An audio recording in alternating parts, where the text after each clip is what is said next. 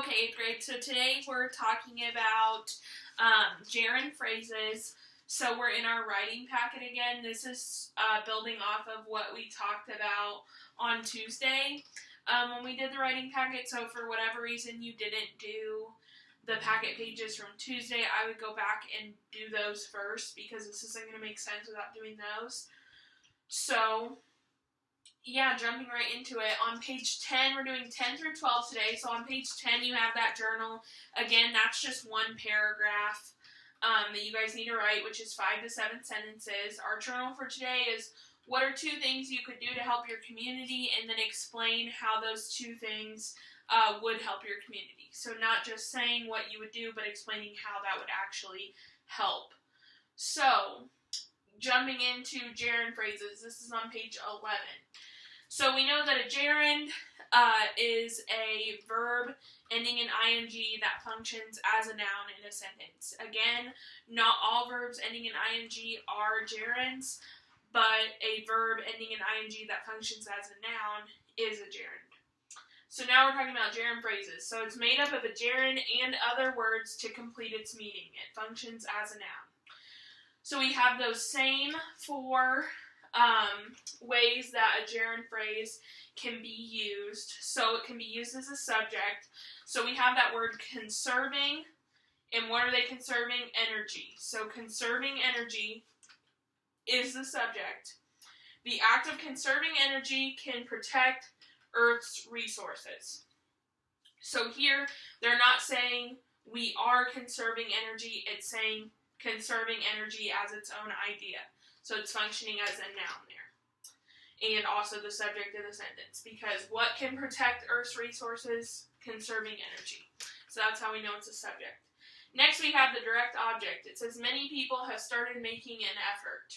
So we have making as our gerund. Now our gerund phrase is making an effort because the act of making an effort has to go together in order to make sense and to function as a gerund. Because if you just said many people have started making, that wouldn't make sense on its own. And that is the direct object because it's talking about what many people have started doing. Now the predicate nominative is a key to success is reducing our trash.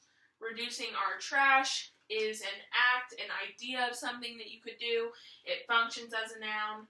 Our trash is just specifying what you are reducing in that gerund. So that makes a gerund phrase.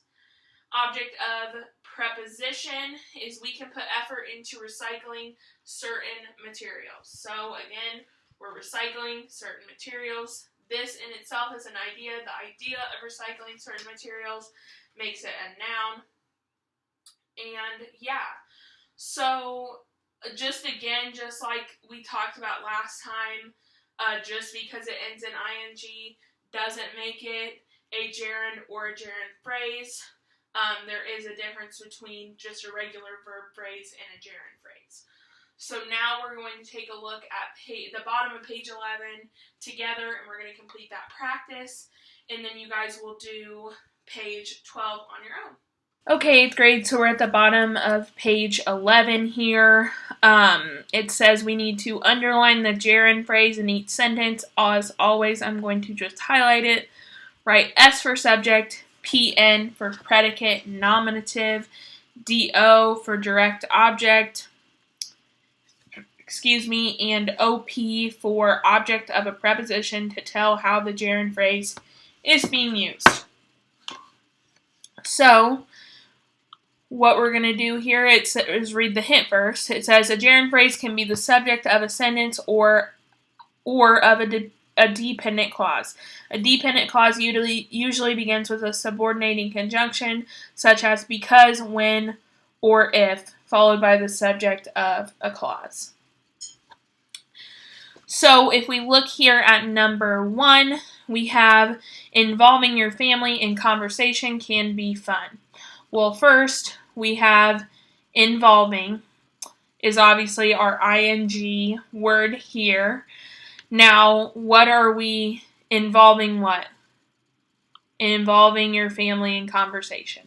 So you just need to finish off that phrase to a point where it makes sense together. So involving your family in conversation can be fun. Now, if we look at this, what can be fun? Involving your family in conversation. So we know it is the subject because it's what the sentence is all about. Next one says, even the youngest family members can help by turning off extra lights. Well, we have that. Turning what? Turning off extra lights. So if it says even the youngest family members can help by, well, we have a preposition. By is our preposition here. So it's the object of the preposition, which is turning off extra lights. So we have OP.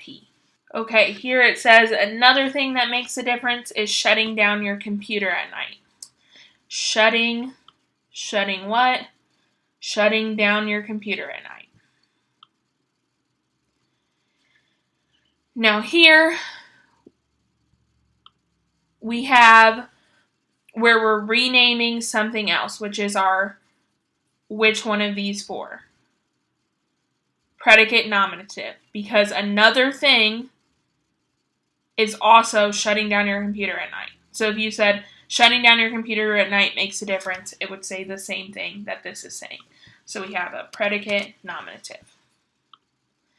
Many people are using less water because conserving it can also save money. So what is our ing verb here? Well, verbal, not actually a verb. Conserving what? Conserving it. We don't do the can also save money because we're just talking about what the word is and what we're doing with it. So we're just conserving it. What type of gerund phrase is this here? Well, that's what we have to look at. So if you look at it here, it says many people are using less water because conserving it can also save money. What can save money? Conserving it. So that is the subject of our sentence. Lastly, it says some communities target reducing electronic waste. So our ing verb is reducing. What are we reducing? Electronic waste. And here we have some communities target. What do they target? Reducing electronic waste. So when you can answer it the opposite way as you can answer the subject question, then we know that we have a direct object. Because the direct object is what the subject is committing the action upon. So they're targeting reducing electronic waste. So now you guys need to do page 12 on your own here. Make sure that you do this journal on page 10. That's also super important. So again, this is one paragraph, which is 5 sentences. You need to talk about what are 2 things that you can do to help your community and explain how your community would benefit from those. So if you guys have any questions, I'll be available in office hours today.